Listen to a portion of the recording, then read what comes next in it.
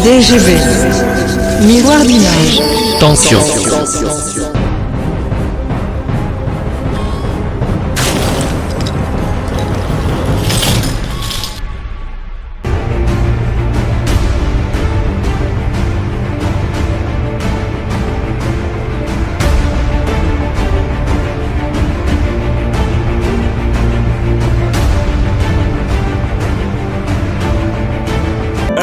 Philippe découvre intention, Binela Nzambe na yo na lokolo. Philippe découvre intention, Binela Nzambe na yo na lokolo. Shalom, shalom, bienvenue dans l'émission de Bino, où on a tension des images, tension des artistes, ensemble avec les solos et les stars, et émission tout le Belande.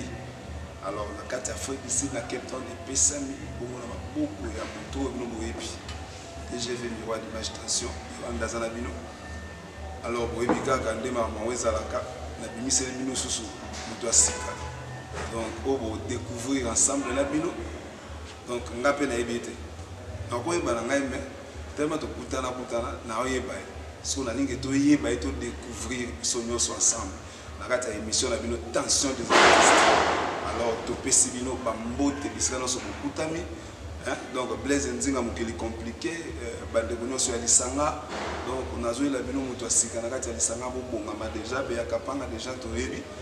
donc ozo yamba déjà muto asika na kati ya masolo ngo ndenge za alors pour to bande émission na biso kitoko ba bifo respect na papa tozo pesa mbote na pasteur na biso papa na ngai pasteur mystère malandi parce que grâce na ende toza ba otozali parce que nzamba zo sala la biso toujours sous l'onction na ye. Alors, donc, moi jamais tu peux s'emboter zali. Alors, bonsoir, na bino les sous to bandé parce que tu roules mbate pour pesa no mbote tension dans la ndengwa. Alors, bonsoir maman na biso auto yambi na émission. Bonsoir papa. Tension. Baso kaote. Bonsoir papa, tension. Vraiment. Oh, tu as tension, ça veut dire tension to kima mais tension moi ya moi ezao. Ya ba bizala kimia parce que ye matoka la mingi te pour ba question ko zanga te donc na ya mbo wa mutasika mais obongama. Pour ça 3 émissions déjà avec mieux. Donc tant on a représenté 3 émissions. Donc mon présent ensemble à Brazzaville et Kinshasa Angola pour to benga li solo ya ba star. Et ça bon on a beaucoup ya Vanessa la tendresse la tigresse. Donc bientôt là tout total une émission mon donc et to inda mabe en même temps émission Tolo Belande. Donc ils ont la temps sur les émissions on a été dans ma plein. Sur tension des artistes soit ça sac. Alors maman batu bazo yo kayo kombo na yo nani donc ils m'ont se présenter pour nga na opesa na ngate. Bonsoir les sousous, papa, maman, bilenge basi mibali. Mbali boso to monana, mbali boso boye banga. Mbali boso to kota na kati émission tension, te yoka tension. Et to bito kota na tension ngote bana makambo eleka kuna. Ngai maman Elisabeth mutoto nazawana koma pona makambo na Nzambe moyembi na nkolo. Oyo Nzamba sali ngolu lelo to mona na susu na kati émission tension. J'espère que yende mutu ndenge makambo ezokende ndenge to continuer to koyeba lisusu yebele lisusu. Vraiment famille weti bozo ka tozu mutu asika o tozo bimisa na bino Richard Mbala pour comprendre donc masoleza bien. Alors maman la biso comme na Élysée. Maman Élysée asalaka Nzambe. Osala Nzambe mama mwele okombo l'église na banda okombo na bomsaba minda pe musala Nzambe. Ya yosi ko musala Nzambe na eteni nini. Vraiment musala Nzambe eza na eteni ya musique ya koyembela Nzambe ya koadorer ye. Eza musala o vraiment Nzambe atia kati na nga banda bo mwana nyonso na zokola nango ti lelo nde Nzambe azosunga. Et à part koyembela Nzambe vraiment na Nzambe musala musutu Nzambe. Donc la kati ya musala Nzambe eza ka musique. Alors maman Elisée banda bandi carré na musical. Alors to éviter secret nini oyo esaliki olinga musala na makasi kino de l'autre zone na to découvrir. Bon, eza oyebika ke eza keloko soki eza déjà na kati ya makila, soki déjà Nzamba sa poni yo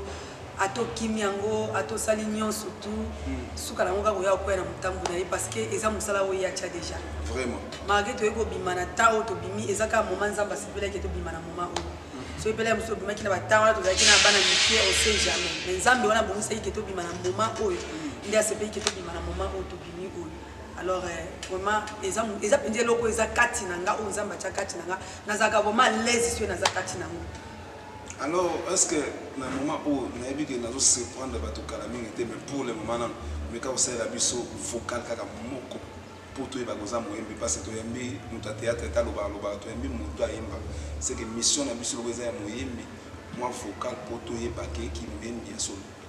Mono mesuani wakulwa bitaita imaweja walubwa benda lukunya babulo banzambi wanye mona bena mupongoli bena manga tambwa yude bangelela shingani makondo wabu nzambi wanye yo mona bena mupongoli bena manga nzambi wanye bangelela shingani makondo wabu nzambi wanye hey nzambi wanye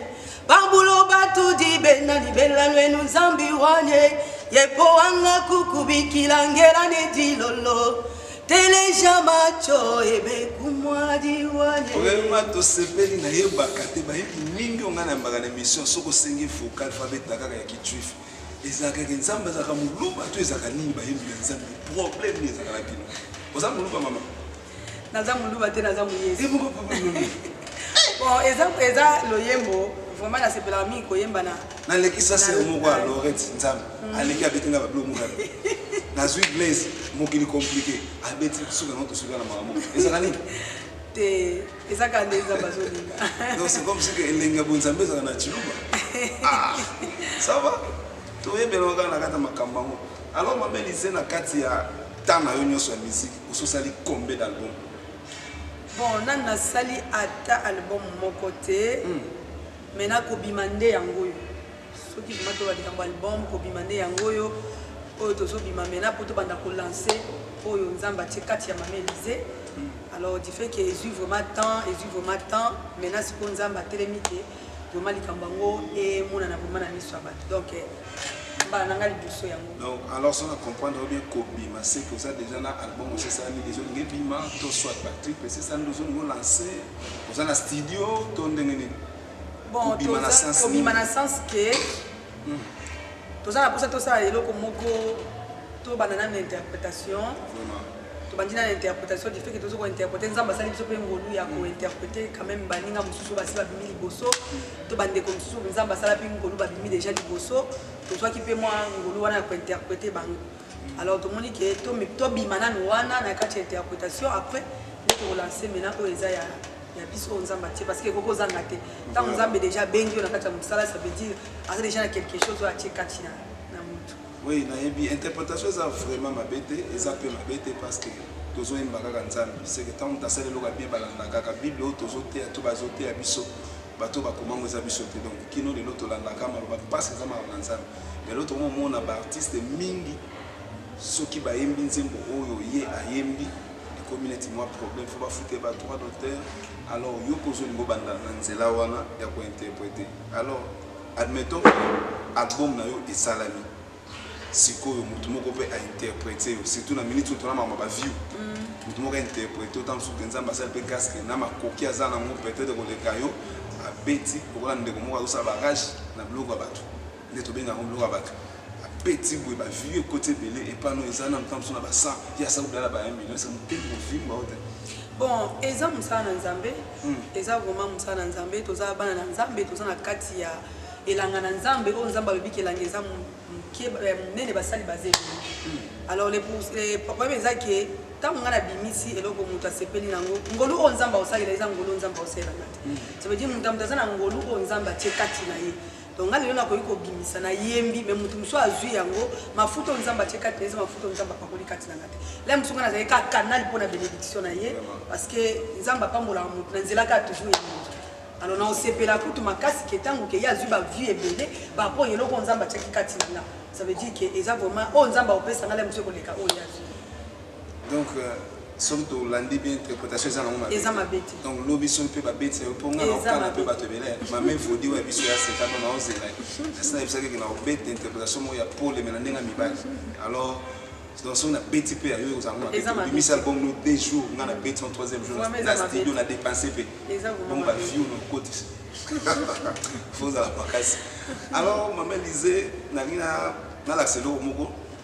bandeko balanda nanu Mama Élysée quand même tozwaki na mwa répétition.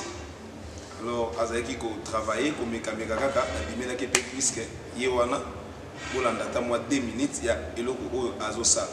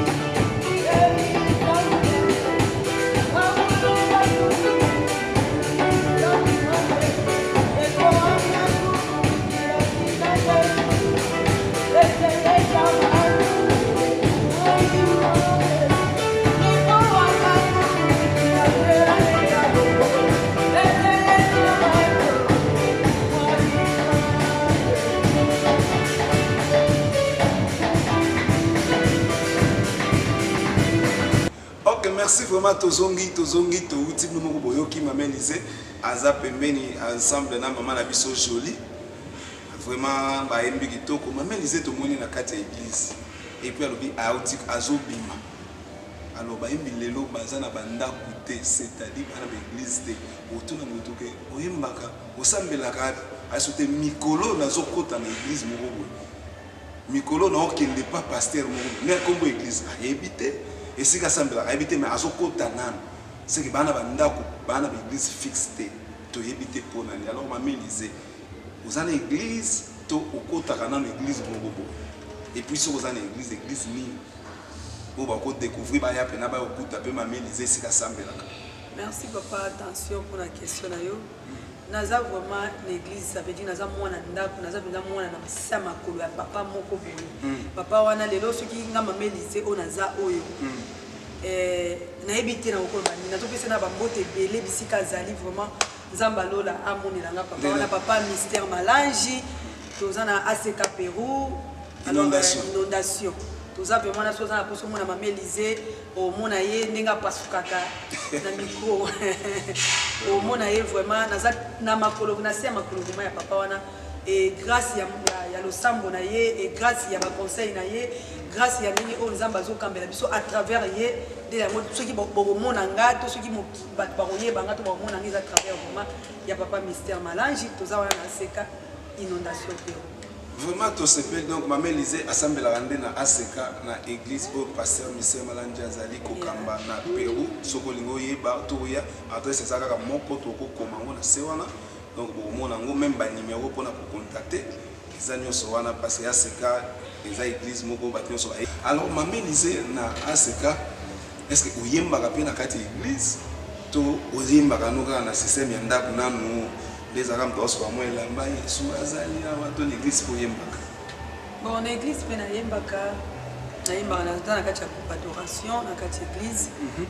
Tous autres ça il a nzambe vraiment na kati na ça veut dire na lobiki na zamu yembi te kaki na sana ndako na zo yina bani na zo so ba sai na zo yemba. Ça veut dire na zo travailler na kati na église na kolo et tant que chante. Vraiment. Yeah. Alors Mama Élysée carrière non ozo bandango ba yembi mingi lelo. Boza mwana mwa ba terme moko lobaka soki naza chante indépendant donc on va contrôler binoté alors la carrière nous est indépendante vous êtes indépendant vous êtes dépendante nazo dépendre vraiment na papa parce que le biki naza na sema makulu ya papa ministère malange ça veut dire naza mwana oyo alinga ba encadrer te to ba kamba ye taza mwana te to benga ba fazer ça veut dire za mwana aza na libanda zo telenga libanda aza na ye na se protection moko boyete donc mu pepe nyonso ko iko ya ko memai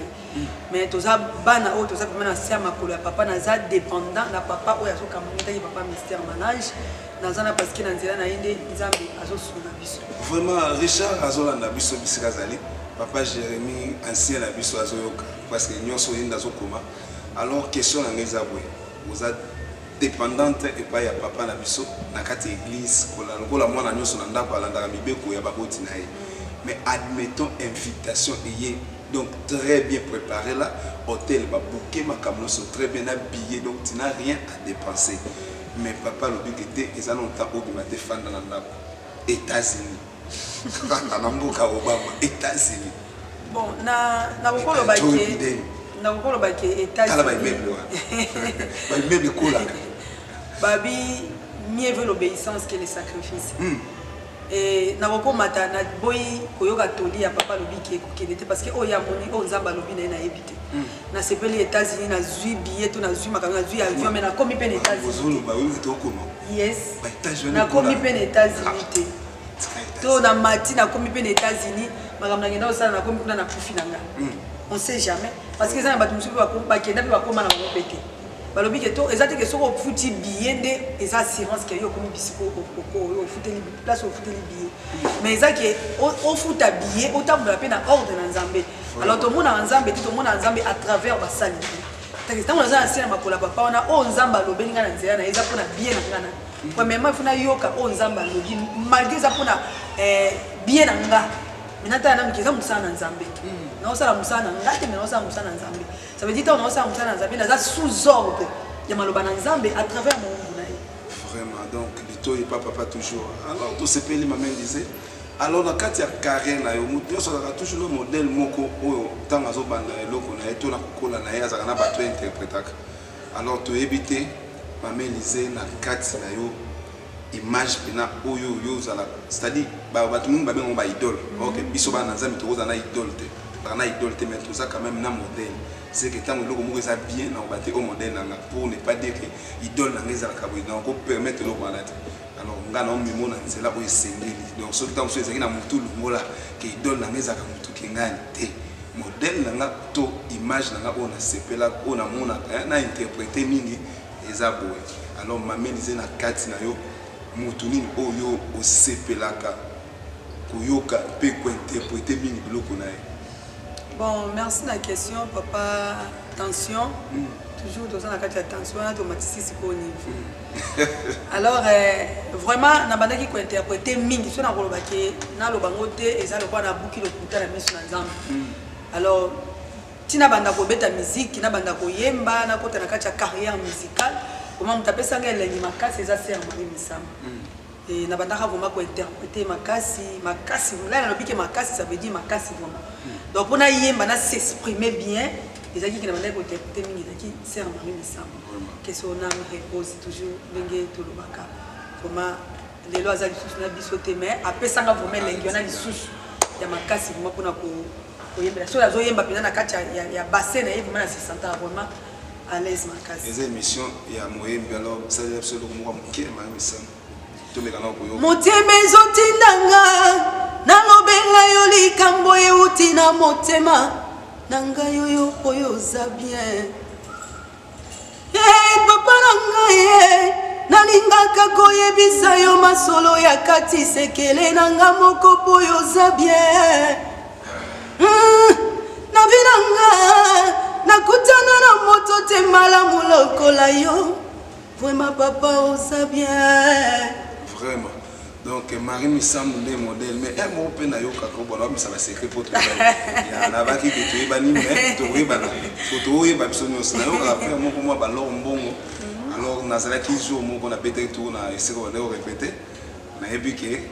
tam so yeba te mais na bazali ko zo moi image ya moi ya ngwana ba me kempe ko la sabiso. toyoka mwa lombongo wana obetaki ya moke ensemble na mama na biso Jolie tolanda ti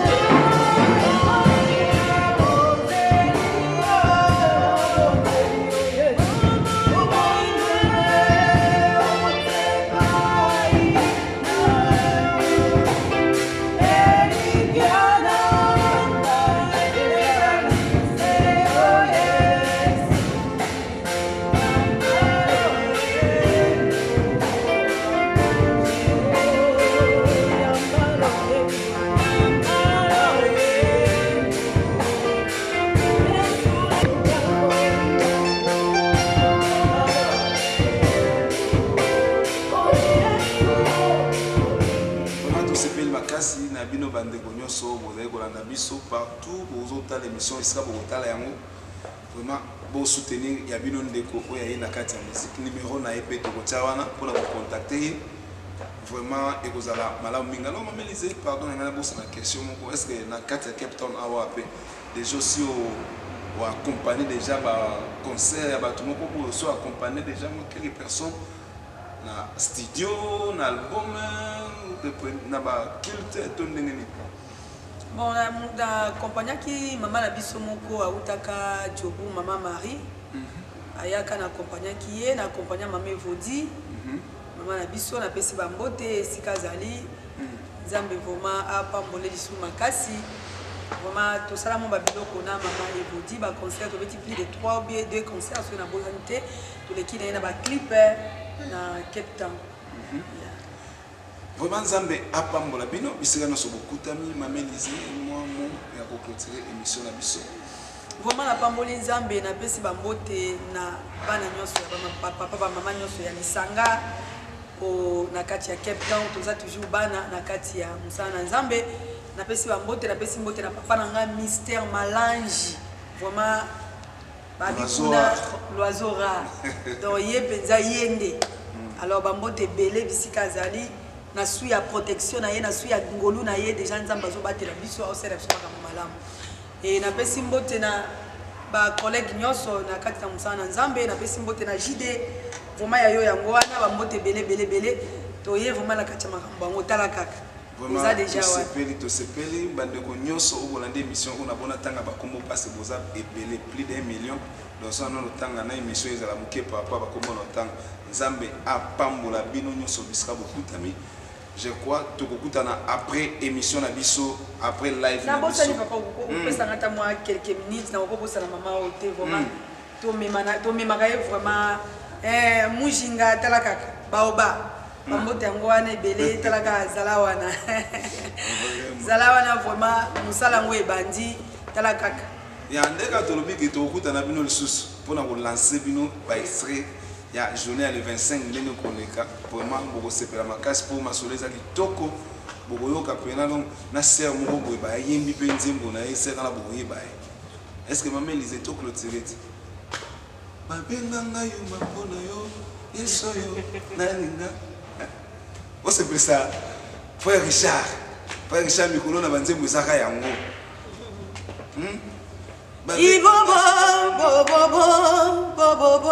voilà mama kozanga yesu ngai na sambwe na ngai vinanga na pasi mosika na yo vinanga na somo yesu le 25 à suivre la sepel na bino tomonani DGB, miroir d'image. Tension.